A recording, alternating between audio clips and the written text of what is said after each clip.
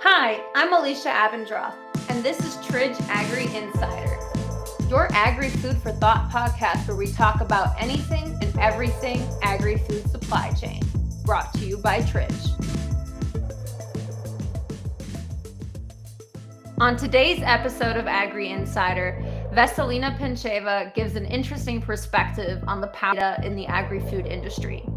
Coming from a background less seen in agriculture, Vesselina sheds light on the way she leverages data in her role at GolfTEC, a private capital firm that owns and operates 7 companies across the food supply chain. Well, hi, Vesselina. Thank you for joining Agri-insider today. Thank you, Alicia. Thank you for having me. Wonderful.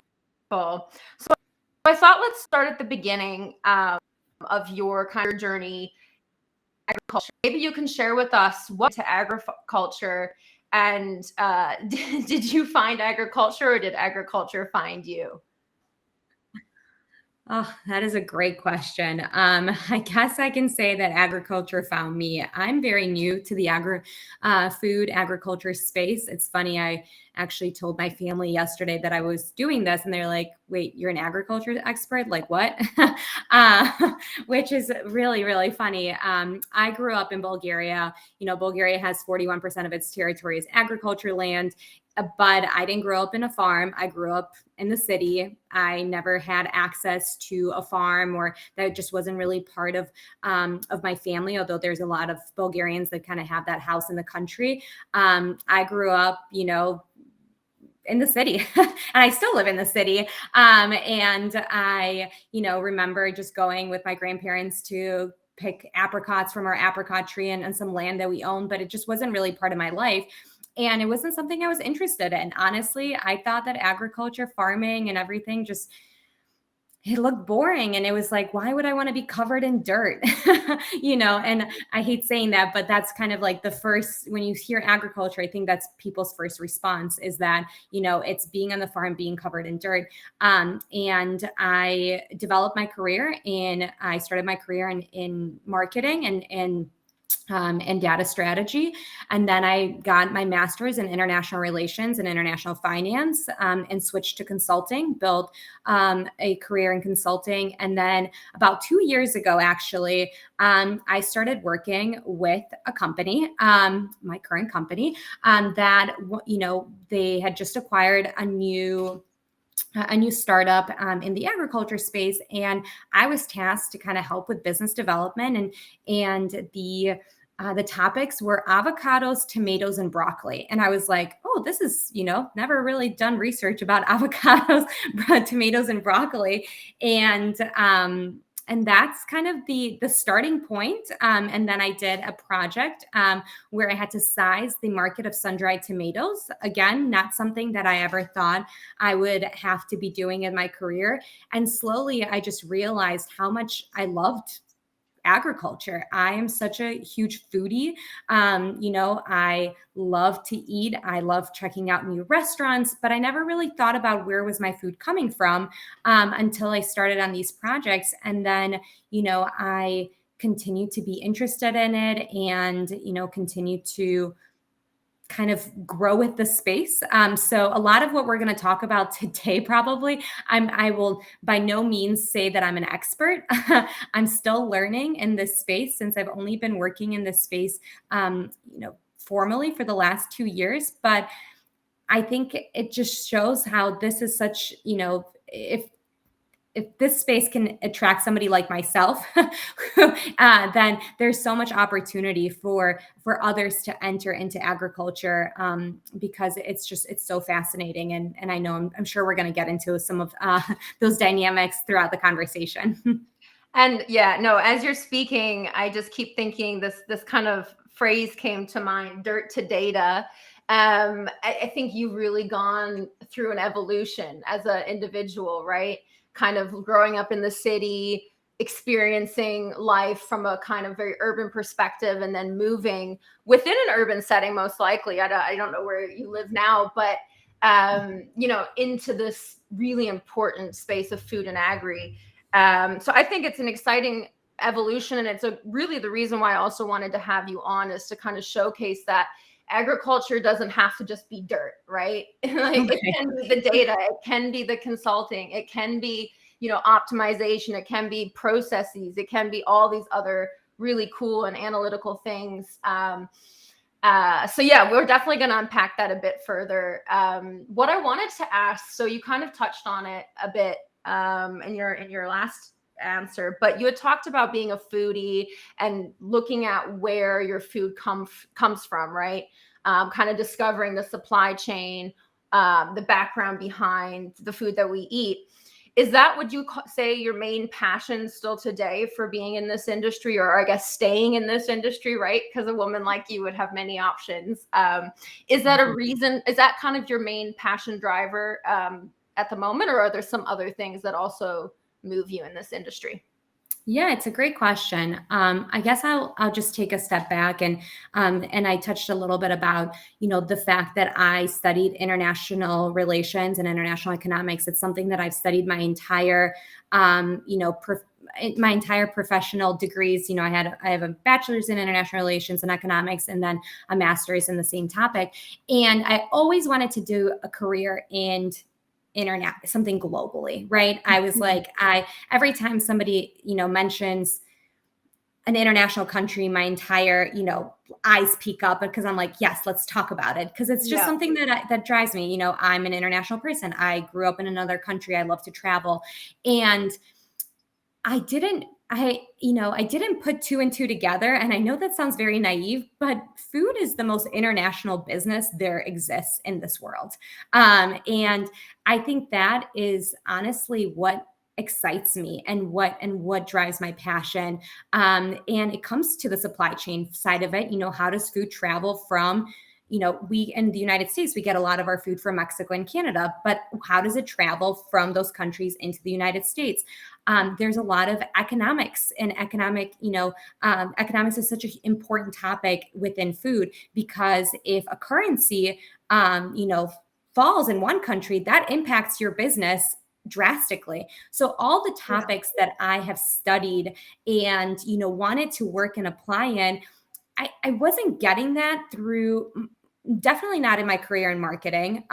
Definitely, a little bit at my career at Deloitte and working kind of in the government practice, and then in management consulting as well. But it wasn't until I started working on these food projects that I realized the international component to it, right? The international space, but as well as how I get to flex every skill set that I have built up to this point within my current career. And that is something that really excites me. That is something that I continue to be passionate about, because each day I'm tested in a very different way. And I get to leverage so many of my skill sets. And that's the background and what I've built for myself, I would think, because I've always been interested in so many topics. But this is the first time that I've had an industry where I get to apply all of those skill sets. And that to me is just so exciting. And, and at the end of the day, I'm talking about food. Like, who doesn't want to talk about food in their job? When you're working with something that you inherently love, then you find even more passion with it. Absolutely. And your story and what you said really resonates with me. I kind of come from, I wouldn't say at all a similar background, very different background, but I went to Cornell, and a lot of the people, went off to consulting firms, and they went and did really prestigious things. And I went over to agriculture, and I kind of thought sometimes too, like, what does it look like on the other side of the fence? So, I do some exploring and talking and looking and speaking with my friends from uni and seeing kind of what they've done.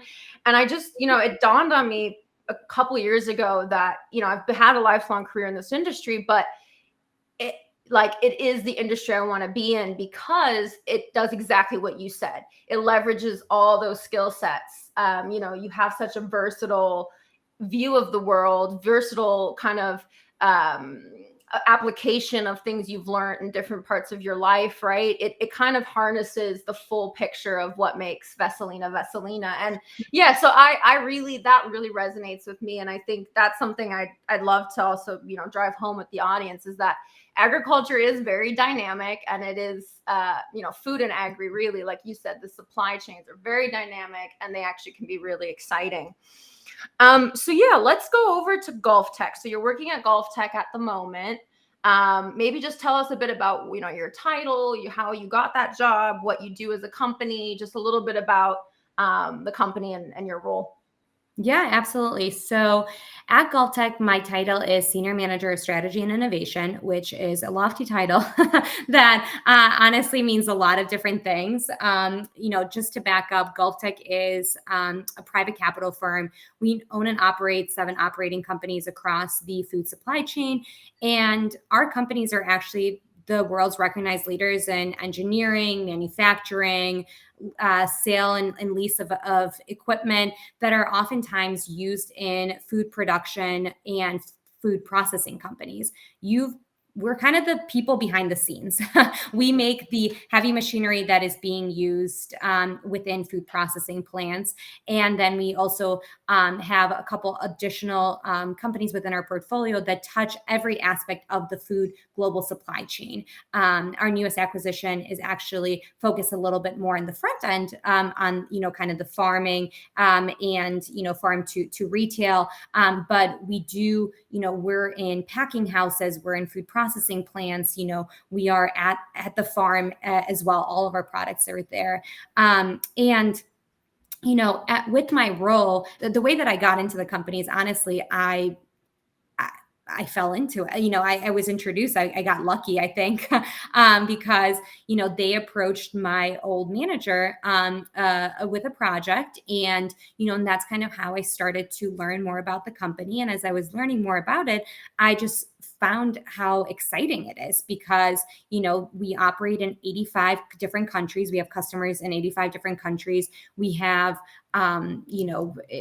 we touch 55 commodities. Through it, I worked on a few projects, and then I was kind of ready to leave consulting. I was ready from bouncing off from project to project, industry to industry.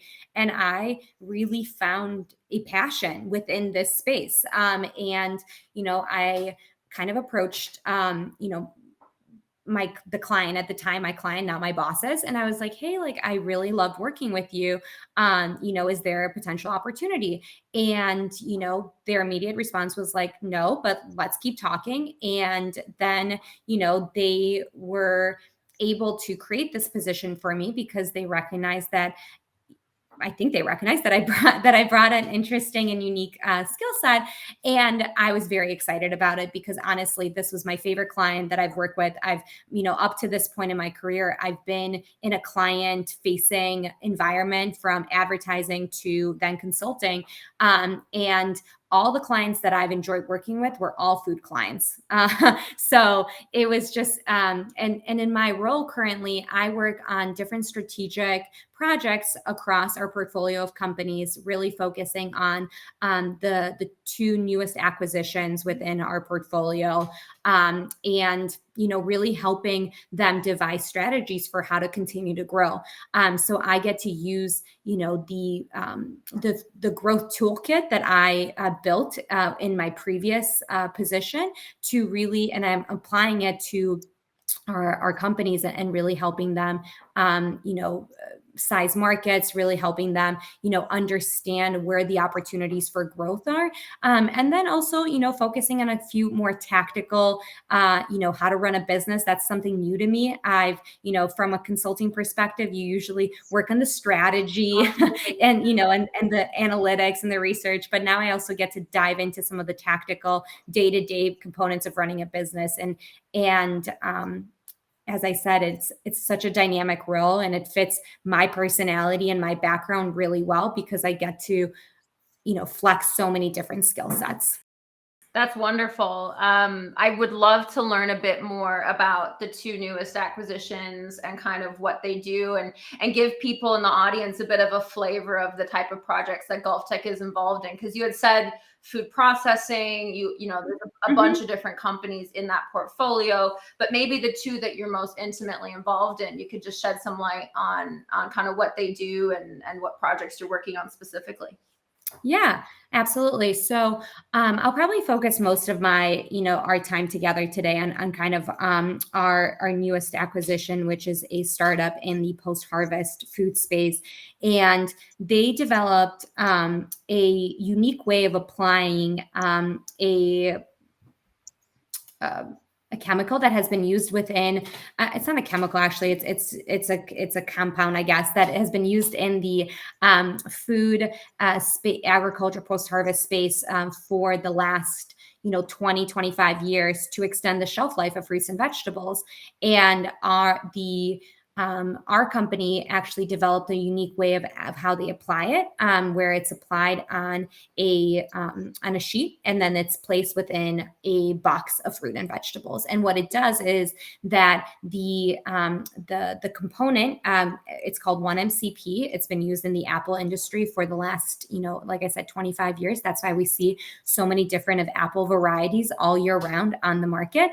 And what we do is we've actually figured out a way to release it more slowly, so it actually works better on different commodities outside of apples, which have a smaller shelf life. So, for instance, tomatoes and cucumbers, where they end up ripening much faster, and they're way more sensitive to ethylene, and especially tomatoes. Cucumbers, the physiology is a little bit different, and I can't really speak to that because I'm not a scientist. So right now, what we're, my project with the company is really helping them grow, really finding opportunities for growth, kind of understanding the markets in which they, that they operate in. So, my job is to learn and to be a SME in the tomato and cucumber market, as well as working with our product team in order to kind of build that expertise, and bring that and interact and build that for the rest of the organization. So it's very fascinating because we're working in the fresh produce space, where, information is not equally available for all commodities that we operate in, which I think we're going to get into in a little bit as well. But so that's one company. And then for the other company, it is, they're a leader in building machinery for processing fresh fruit. So they can do everything from cutting of a fruit, or of basically a fruit. They can peel it, everything. So a couple examples that, we can give. Apples is obviously a really good one. But watermelons, we developed a machine for how to actually cut the watermelons into small chunks, that are then, packaged and sold onto the retail. We have a mango peeler machine. We have a papaya, cutting machine. We have a pineapple. Pineapple is a very interesting one as well because it's such a tough fruit, and our machines actually can get more yield than our competitors, as well as then from actually doing it by hand. Most of these fruits are actually processed around the world by hand, and you lose a lot of yield when you do it by hand. It's a very cumbersome process, and when you lose, 40, 50, 60% of the fruit, that not only equates to more waste into the supply chain, right? But it also equates to less product that you can actually sell on the market. And that is really what our machineries, and the geniusness of the engineering that is within this company. They've really figured out how to make this beautiful equipment that can get higher yields. In my role there, I am helping them with their sales structure and their sales strategy, in very specifically, identifying new markets for where they can grow, kind of sizing that market, and learning where there are opportunities around the world for their equipment. Wonderful. So here at Tridge, we also do a lot with the produce space, and it is, I would argue, and maybe I'm slightly biased also because I come from a fruit farming background. One of the most dynamic and exciting industries. Sometimes not for the better. I think sometimes too exciting, right? I mean, you're dealing with perishable goods. Yes. But it's extremely fascinating. It's an extremely fascinating business. And you kind of touched on this. It's also one of the least mechanized businesses. So it's a really interesting dynamic that, GolfTEC has a portfolio of different manufacturers and kind of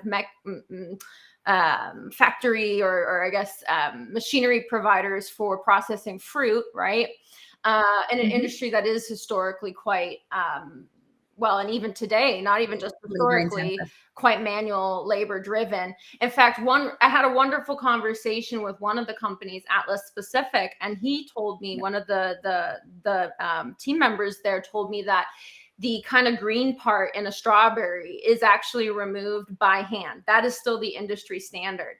And I know there's been some work on mechanizing that, but the point is just that, we all eat frozen goods or frozen strawberries or whatever, right? But no one actually thinks that there's a literal hand labor going. I mean, packing apples, the same thing. Very few people are actually mechanizing that, or, now there's robotics coming in, but mechanizing the process of putting an apple into a box, right?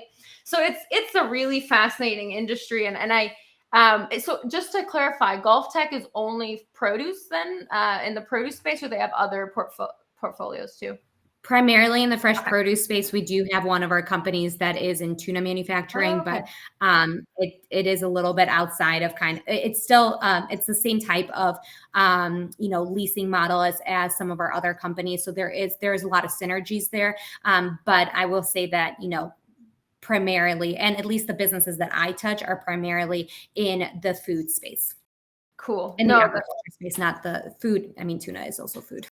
Right, but in the fresh produce space. Yeah. No, that makes a lot of sense. Really cool. And it's exciting too that you guys are bringing startups into this as well. I think there's a lot of startups out there that could use good partners and also support from people like you who have these unique skill sets, this background in consulting, who've actually looked, like you said, at devising strategies, identifying opportunities. I mean, you've done this for years, and now you're helping actually startups who, you speak to them, and some people are like, we have no idea how we're going to go to market. We just have a cool product, right? And I think your input there must be super valued. So maybe you could shed some light. So, you worked at Deloitte, you have the strong consulting background, you've touched on your journey, but digging into some of those actual skill sets that you've acquired over your career, and you mentioned this, right? What are some of the previous experiences or previous skill sets that you've developed that you really apply in your role today? Yeah, absolutely. I think that the skill set that I most value from my consulting experience is just the rigor in how we think through and solve problems and frame solutions. I think that is a very undervalued skill set sometimes of how to be able to frame solutions and frame a problem, in a simple approach that everybody across the entire organization can understand. As well as the rigor in analytics that we go into to kind of solve the problems. To give you an example, one of the things that I learned in my last job, especially when I really build in my strategy consulting toolkit, is all of these common frameworks that are used in order to solve problems. One of the ones that we talked about all the time is, where to play and how to win, to kind of help frame the growth opportunities in a company. And when you frame it that way, it kind of breaks down the analysis very very simply, right? You kind of focus on where to play. So, what are your markets? What's your addressable market? Kind of breaking down the problem into pieces that you can actually then solve.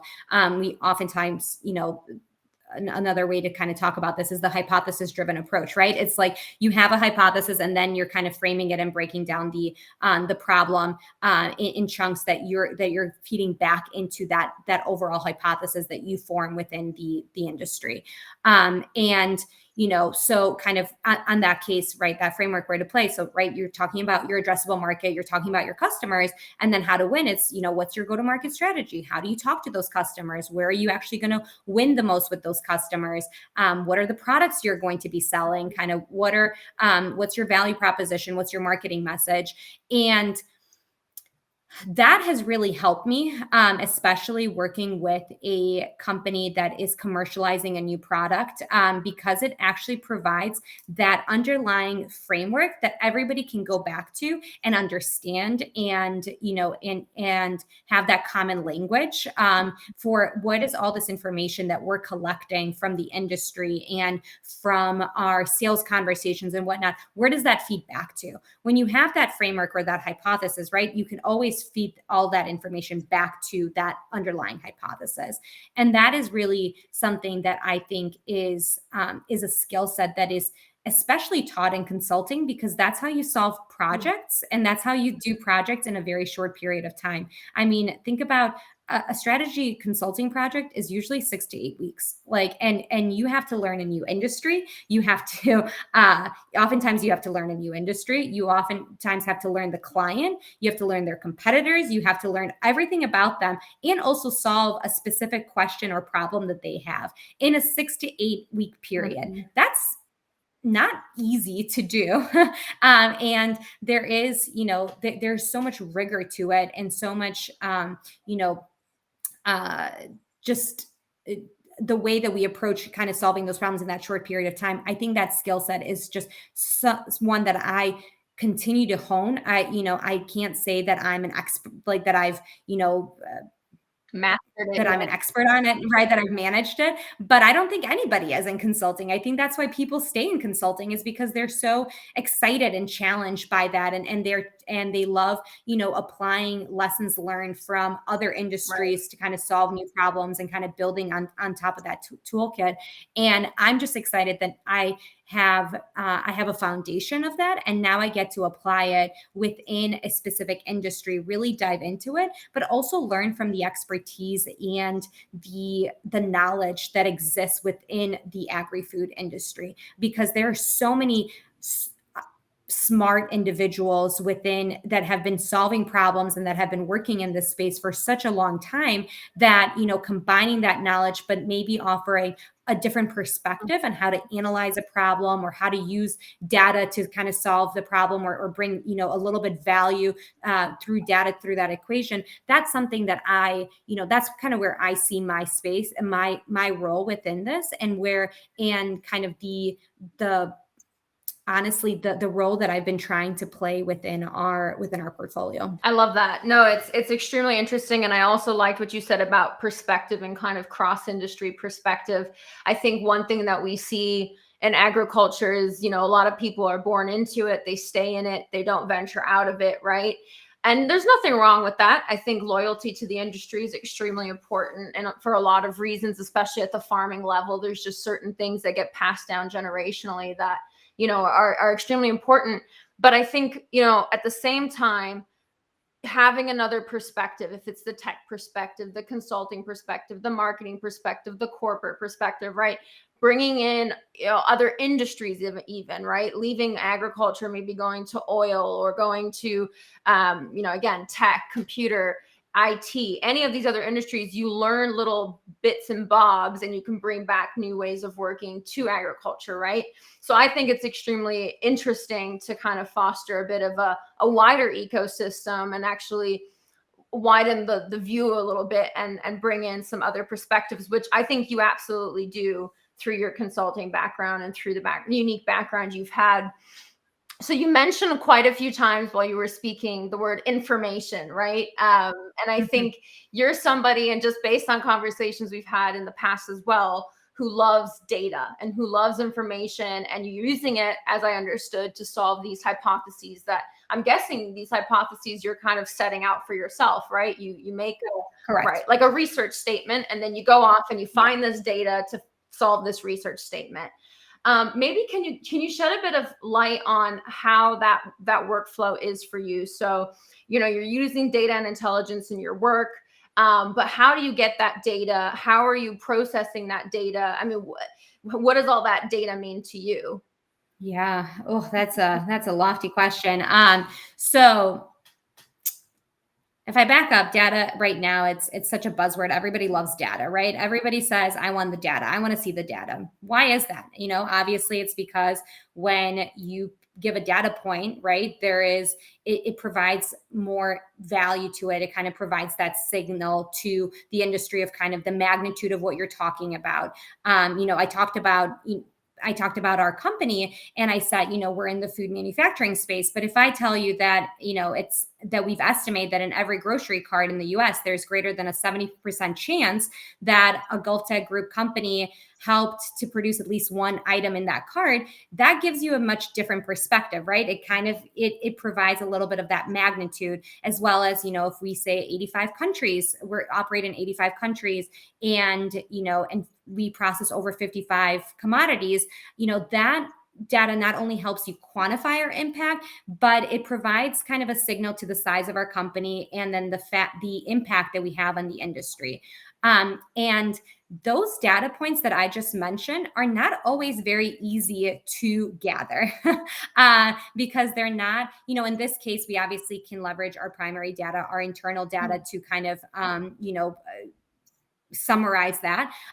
But it's not that easy to do that in the fresh produce space because the market is very fragmented. There isn't that very, it's not like I can go to one data source and get, from field to how much, is planted, to how much is actually being produced, to how much actually ends up being packed, to how much it ends up being, gone to retail versus processing companies versus food. So, food services, to then how much is being consumed on the consumer level for, let's call it cucumbers or tomatoes, right? All of that data is very disparate, and you oftentimes have to actually go to many different resources to kind of correlate it and collect it. And at different points in our supply chain, I've learned through the last couple of years of working in this industry, there are different,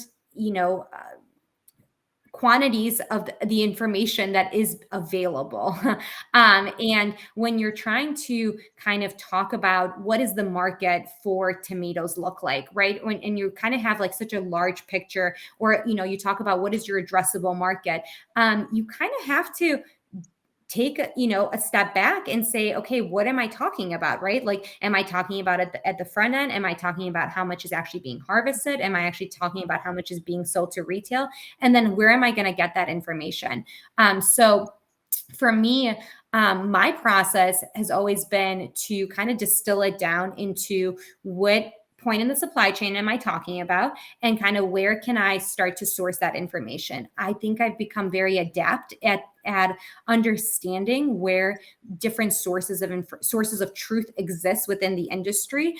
There are a lot of multinational organizations like FAO that actually have this information readily available. Tridge, also leverages FAO's data. That's kind of become the industry standard on production data. But that data doesn't always tell us the information we need. It kind of gives us a picture only from the top, right? Just total production, in the world. It doesn't break it down into how much is sold into retail. It doesn't answer some of these other questions. And it also doesn't oftentimes get to the level of details that we need. For me, I work a lot on the variety level, right? Tomatoes, there's hundreds of tomato varieties. Cucumbers, there's 5 or 6 primary variety levels, and I can't just Google that. I've tried. Right. Trust me, I've tried doing it. I've tried using ChatGPT. It doesn't work. And what you have to do is you kind of have to be creative and kind of dig into and read a lot, and source information from either insight reports where they kind of have one little data point that's hidden in 5 paragraphs of text, but you kind of skim through it, and then you can kind of extract that data point and say, yes, this is a good data point that I can use. Then you have to take that data point and transfer it somewhere. Usually it's in Excel, right? And you then have to figure out how are you going to apply that to, to a larger data set like your production data worldwide. And you have to make a lot of assumptions. You have to make a lot of educated assumptions of how do you actually use that, and how do you actually then break it down into Right. and have some of that prediction for into the future as well. So it's, you talked about the process that I follow, and I don't know if I have an exact process to be frank, but I do, I do take a very structured approach as to how I analyze problems. I usually like to take a very large data set, and then I use other smaller, data points to be able to manipulate that data set. And to me, it's really important to have one source of truth. It's really important for me to have documented your sources that afterwards, if you want to go back and kind of and look at where you got that information, or actually, the word I'm looking for is defend, I guess, the analysis. You can actually point to kind of where it is and how you broke that information, because that's really important, is that traceability through your analysis of how did you actually come to that conclusion. And you have to do it in a very simple manner. You can't spend an hour explaining how you solve that problem. Trust me, I did that earlier on in my career. I think everybody does that because when you're starting in analytics or in data, you really want to talk about the process that you kind of took to get to that answer. And a lot of people don't care about that process, right? They just want to make sure that you took a systematic approach to kind of solving the problem that is based in truth. That's really important, and that it has value at the end of it. To me, those are the kind of the things that I look for as I'm kind of solving these problems and structuring my data. So from a workflow perspective, I think in like the last 15 minutes of our conversation, I've kind of followed it, and it's creating a hypothesis, gathering the information, the raw data.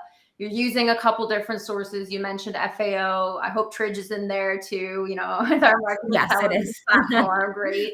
And, you gather this data, and you said you're using even some research papers. So probably you're leveraging like universities and things like this as well that are publishing some data. And you're starting to create almost like a story, right? So, I mean, like you said, it has to be founded in truth. We don't want to create misinformation, but you're starting to kind of craft a story that maybe, affirms or denies your hypothesis. So this sounds a lot of research I did in university, to be honest. It does. It really does. But the difference, I think, is that in university, and I've done a lot of research papers, right? Yeah. It's you do that and then you stop, right? Because you then don't quantify the impact it has in the business. So the thing about this is a lot of upfront stuff that you have to do in order to solve the problem. But then you have to figure out, how does this data point impact my business? Yeah. Can I make a decision about, investing in a specific technology to help me grow?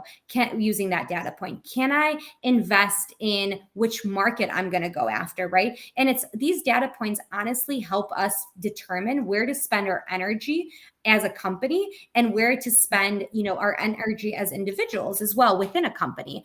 Because if you're not, otherwise, if you don't have that, it's just a lot of noise, right? And what data kind of helps you provide is a signal of the direction that you want to be going in. Within a research paper, right? We can the output of a research paper is the market is 10 million, right? Okay, but so what? Right. And that's the thing that in consulting that you have to ask yourself, right? It's like, that's so what? Because you have to bring those insights and you have to bring that back to the business. So what? Why do I care? What is the value in this? What decision am I asking my senior executive leaders to make based on this information? And that's really important as we're kind of using data and kind of doing the analysis, is bringing it back to the so what, and actually taking that analysis to the end, because you have to say, so what? Okay, because if you do go invest in this market, you're going to grow by 20%. You're going to impact 30 million people. You're going to be able to bring, a new product from to market in a different country that might actually need that, that commodity or that product, right? You have to kind of get it down to that level for it to have impact.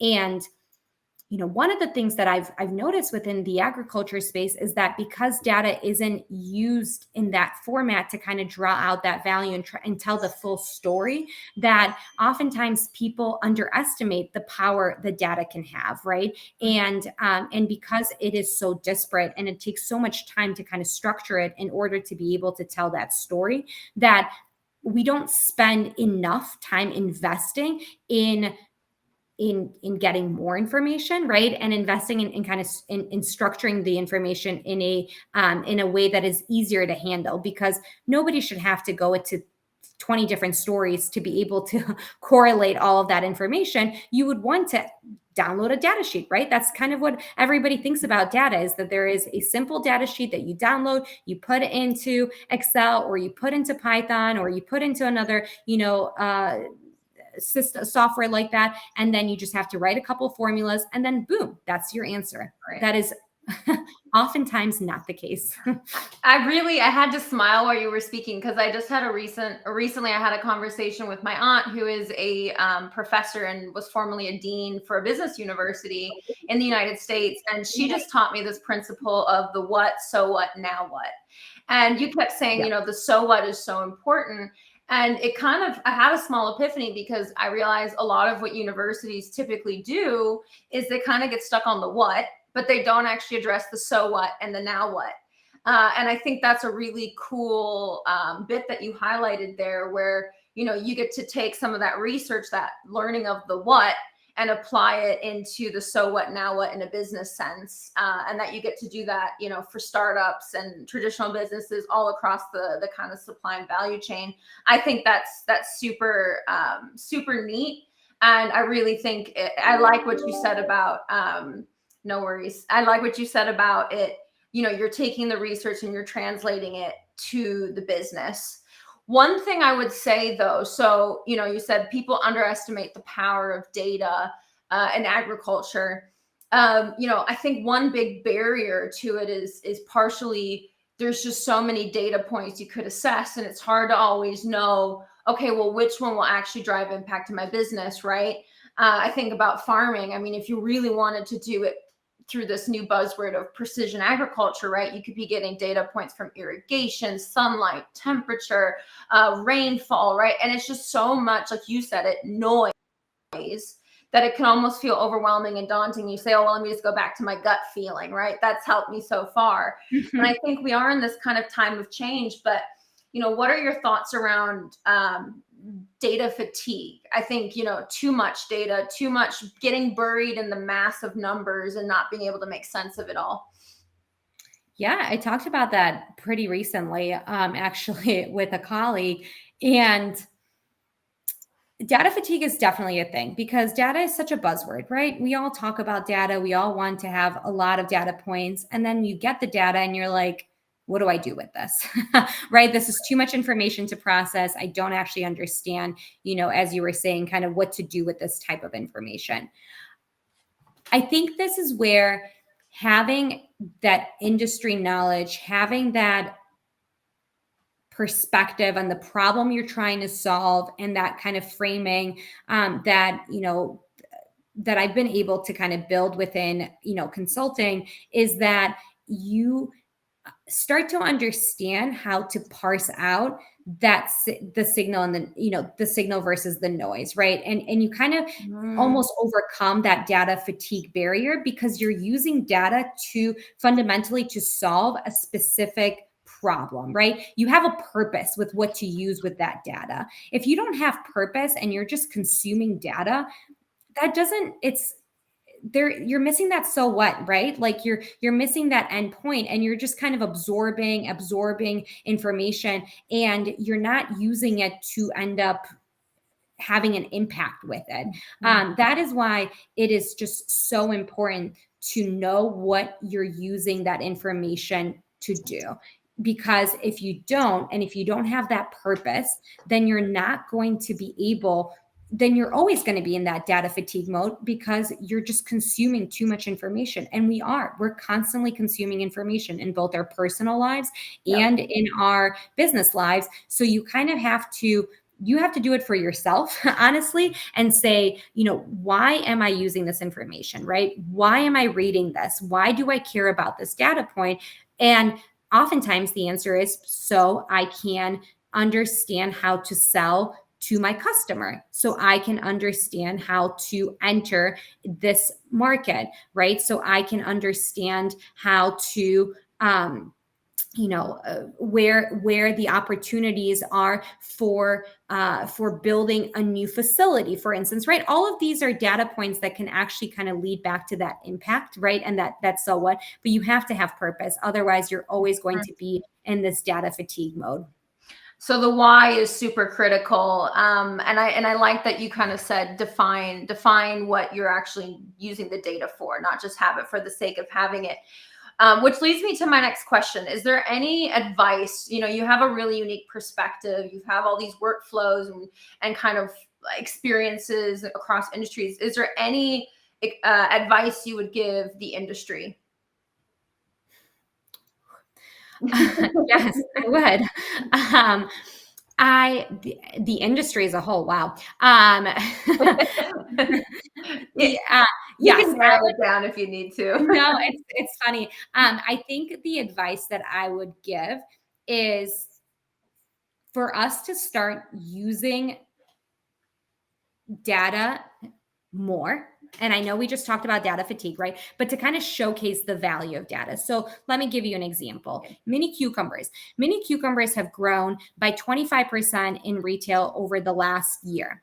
Consumers love mini cucumbers, the little baby cucumbers and the little Persian cucumbers, because they're easier to eat. They're a little bit crunchier, and they're also, more flavorful. This is not from a consumer study that I've done. This is only from my own experience. But if I go to a cucumber farmer in Mexico and I say, I want you to grow more mini cucumbers because, and they're going to be like, why am I doing this? Right. But if you say, I want to grow this because there is a surge in consumer demand, the category has grown by 25% in the last year. Retailers love cucumbers. You're actually going to be able to get paid more because there is a demand and consumers want it more. So retailers wanted more. So they're actually going to pay you slightly more than you growing your traditional cucumber. So we want you to end up, investing more into this product. That actually helps them define that purpose, right? So, and it provides that value and that information. So what I would say is I would challenge the industry to start using those type of insights more when having conversations, because we oftentimes don't. And we also don't teach the farmers, on the other hand, of how to actually position and how to use those insights to sell to other customers either, because that skill set doesn't actually inherently exist within that industry, within that part of the industry. So, when we start actually talking about these data points, and when people want to consume that type of information, then you kind of signal the value into that information, as well as you start investing in that skill set, right? And it kind of has this this effect where people start to want more of that information. They start investing in it. We actually start to invest in the infrastructure of building more data. That's really important. That's something that's really missing within the agriculture space. It's starting to at this point in time because of companies like Tridge and others that are actually coming onto the market and investing in structuring data and kind of bringing more of these insights. But if we start to, and we have, I'm not saying, and by we, again, I'm still too new to this space to be able to say, but that's if the industry starts using these data insights and kind of teaching, everybody across the entire supply chain why this information is important to make decisions, then I think we're going to end up actually investing more in collecting the information, more in structuring the information across all commodities, not just the ones that are very popular where there's already existing information on. And it's a really good point you're raising, and it kind of comes back full circle to what you said about, data can be power, data empowerment through data, right? And I think that's one thing that we try to do at Tridge as well, is take these massive pools of data and make them easy to use, accessible, digestible, right? So that we can start empowering the industry. But, not a lot of people get that impact yet, right? They haven't seen enough case studies yet. They haven't had enough positive experiences yet where data has actually solved things for them. And I feel, absolutely, it resonates with me what you said about, changing the narrative around, oh, it's just data or we're just doing this to do something, but actually putting thought into the why, asking yourself the why do I need to change? Why do I need this data? And what impact could it have, right? So a lot of really interesting points. And I think that is great advice to the industry. I mean, having been in it my whole life, it's absolutely something I see that I would like to see, especially at the farm level, people more empowered to actually negotiate, more empowered to make smarter decisions, because you are working on extremely tight margins, right? This isn't the massive profitable business that some people think it is, right?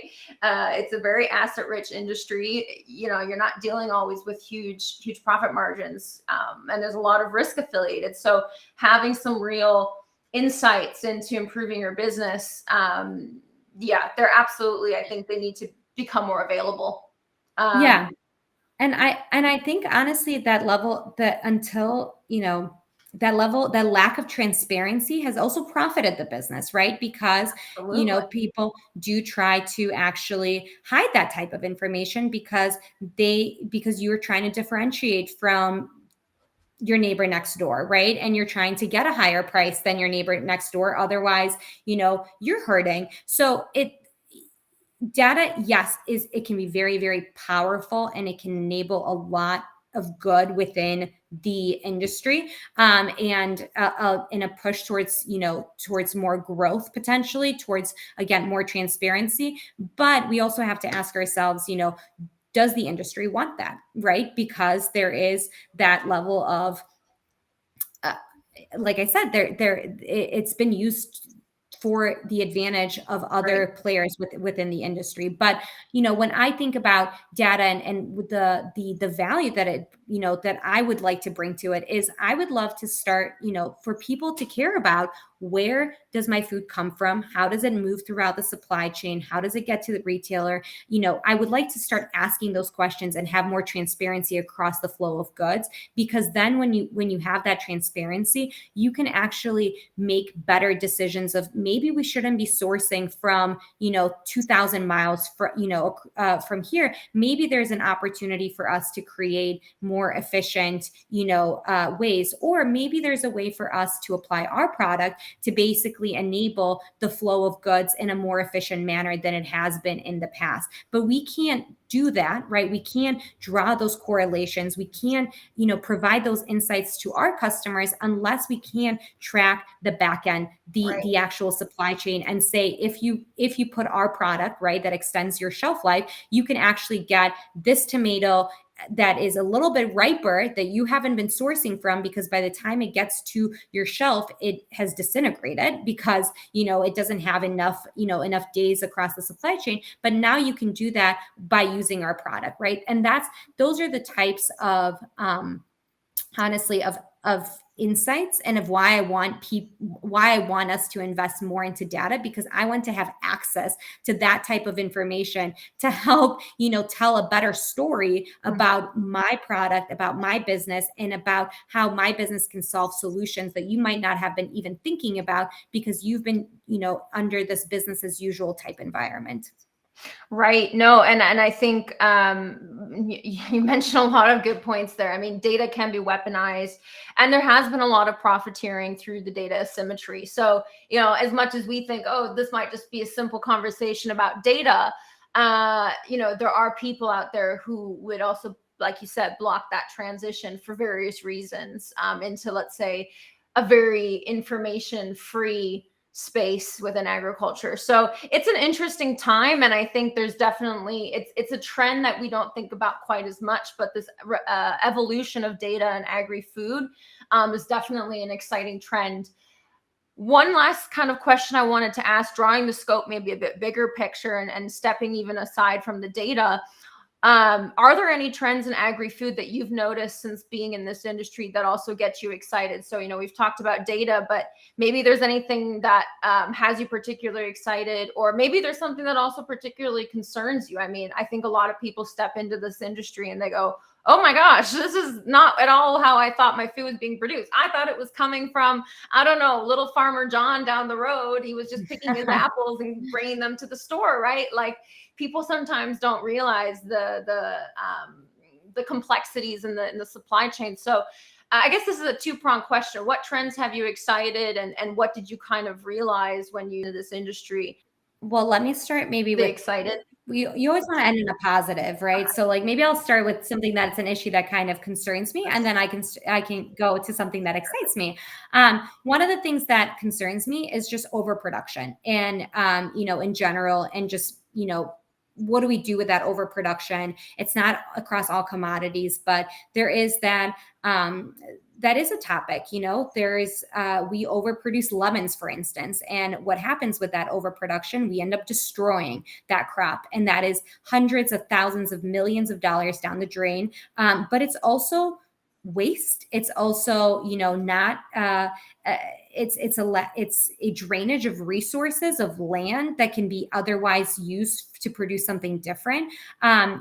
Forbes just came up with an article today or yesterday about how the French government is paying farmers to sell, their grape surplus, or actually to, shrink their vineyards because there is a demand for French wine has gone down. Like this overproduction, because, what happened is there was a trend, right, that ended up and asking us to produce more of that good. And then we produced too much of that good because we became really efficient and whatnot. And now we have to draw back and reduce that production. That, to me, that's an issue that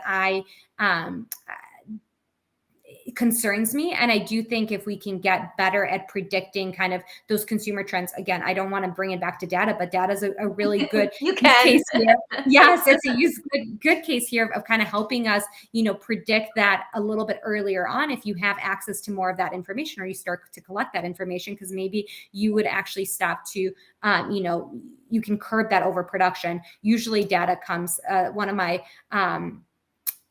one of the CEOs of our company told me recently that, data only is always kind of tells a picture of what has already happened. So it's a little bit more, lagging than reality. So in this case, this is a case where data can help us in the future, but not to solve the issue that it is today with that overproduction problem.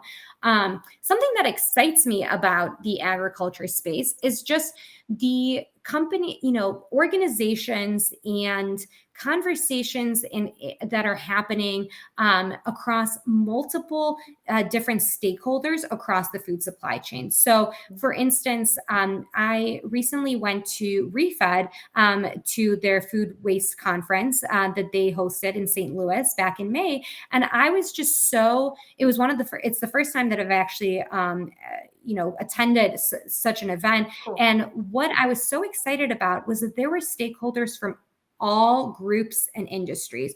There were government stakeholders, there were, business stakeholders like myself, there were farmers, there were supply chain, there were retailers, everybody across the supply chain. And we were there to talk about food waste. And we were there to talk about a very specific, topic. And ReFed has done a good job of actually providing an environment and providing a place for these conversations to happen. And I've actually am seeing more of that, where, if we can bring people from all facets of the supply chain together to kind of solve a solution, it's not going to be solved.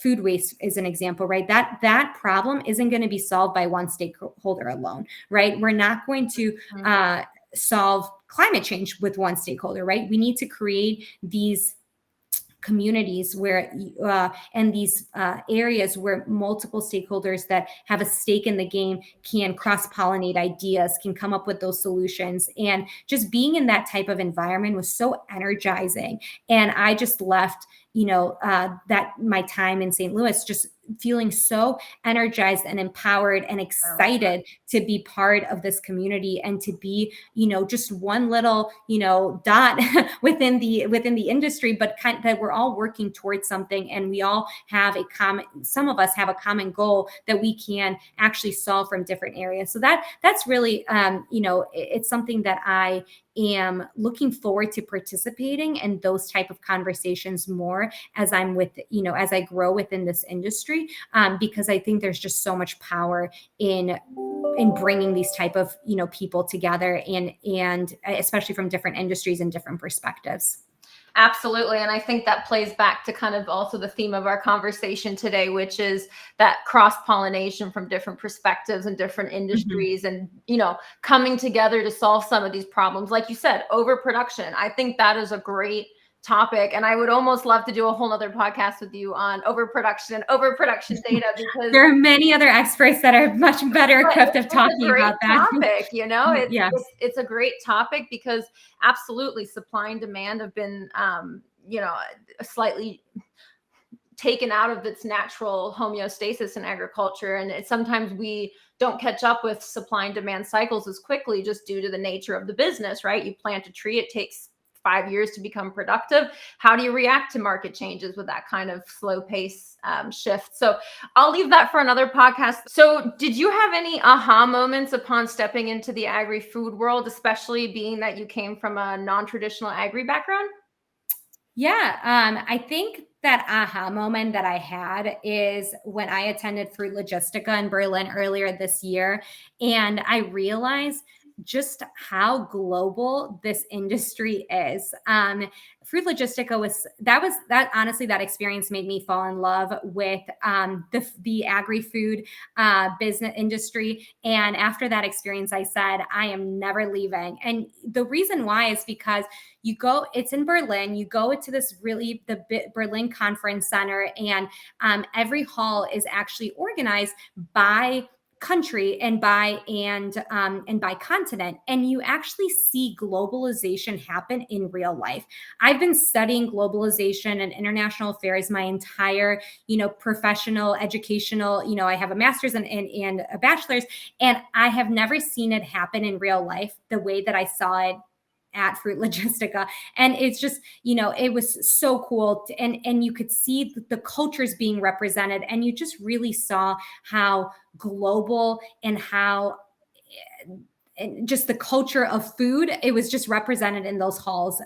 You walk into the South America hall, and it's buzzing, and everybody there is, it was just one of those things where seeing that in real life was really my aha moment, that this is the industry that I belong in, and this is the industry that I think is so exciting and so much opportunity. And we talk about that food equals culture, or culture equals food, right? You can understand the culture of a country through its food, and there is so much truth in that. And if you're fascinated in those type of topics, then this is definitely the industry for you. Like I have found it to be the industry for me. I've been to Fruit Logistica several times and I never really looked at it through that lens, but you're absolutely right. It is like a snapshot of globalization at play. I mean, it's the modern world we're living in. It's the way we feed ourselves now because yeah, it is like a melting pot on steroids. All Yes, in it one is. place. So I really like that point, and I'm glad that it keeps you here in the industry. Okay. Well, I hope to see you at Fruit Logistica next time. Yes, great. Any final words you'd like to share with the audience? Any kind of last things that are on your heart?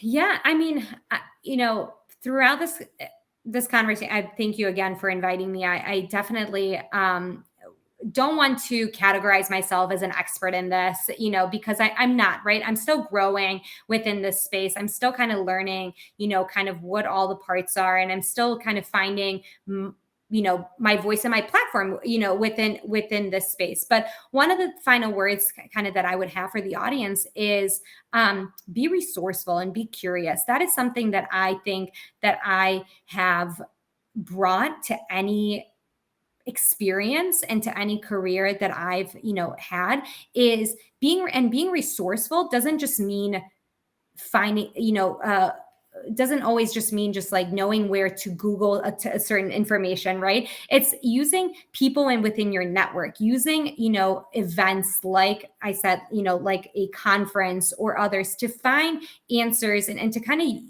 and figure out how to use all of that in all the people and information that are available to you to help you to solve a problem. Because we're not in it alone, honestly. Like that's the big part about all this is we're all facing similar issues, and we just need to kind of step outside of our comfort zone and ask for help sometimes, and to be kind of resourceful as to kind of how we solve problems and how we come together to tackle some of these big issues like overproduction, like food waste, like, climate change and so forth. So I think that's kind of what I would say is my words of wisdom. I don't know if it's really that much wisdom, but it is something that I definitely have been thinking more about, and an advice that I always give to anybody just starting out their career, or, if anybody that is even further down in their career and are just looking for a new perspective on how to solve a problem or how to attack, their day-to-day life. Well, if there's one thing we learned today, it's definitely to ask the why and to definitely ask the reasoning behind things and why you're doing things, and to be honestly self-aware, right? I think that's a big part of what you brought to this podcast is a new perspective and the power of data and that simple thing of asking why. So it's been really great to have you, Vesselina. It's been wonderful learning about GolfTEC. I think we've touched on a lot of really great topics, and it'll be exciting to see how your career continues in food and ag. Thank you so much. Thank you, Alicia, for having me, and for Tridge. Thank you. This podcast has been brought to you by Tridge, the leading global intelligence and networking platform for agriculture. Visit us at www.tridge.com to find out more.